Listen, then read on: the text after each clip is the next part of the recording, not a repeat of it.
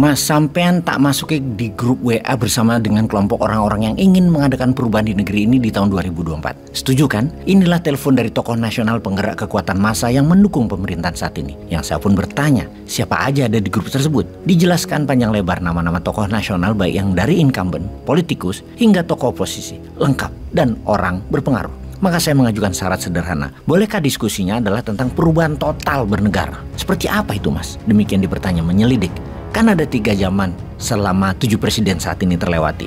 Zaman Orde Lama, zaman Orde Baru, dan zaman Reformasi. Kalau grup tadi setuju, maka kita diskusikan adalah tahun 2024 adalah tahun terakhir era zaman reformasi tersebut. Kita ganti era baru, sistem baru, pola baru yang bukan hanya mengikuti kemajuan kecepatan zaman saat ini, namun era baru mendahului zamannya agar Indonesia menjadi negara terdepan di tahun Indonesia ulang tahun ke-100, yaitu Indonesia Emas di tahun 2045. Kalau setuju, saya bergabung. Waduh Mas, kalau idenya begitu, ya kita buat grup bertiga dulu aja. Saya, Mas Bosman, dan dia menyebut sebuah nama yang dikenal luas secara nasional.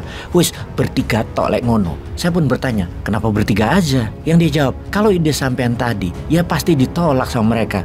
Mereka ini ingin perubahan bukan kayak yang dimaksud sampean.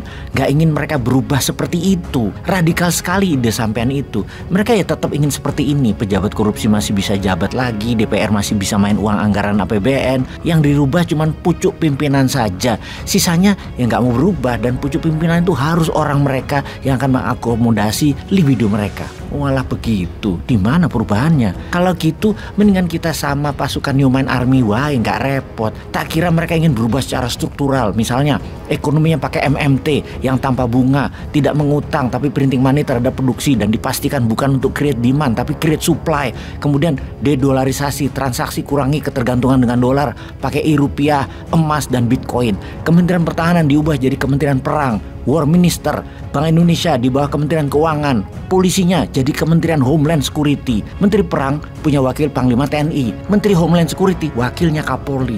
Ini kalau kita urai terus perubahan yang akan kita lakukan, pasti kita dibilang radikal kadal gorong-gorong kita ini. Haduh.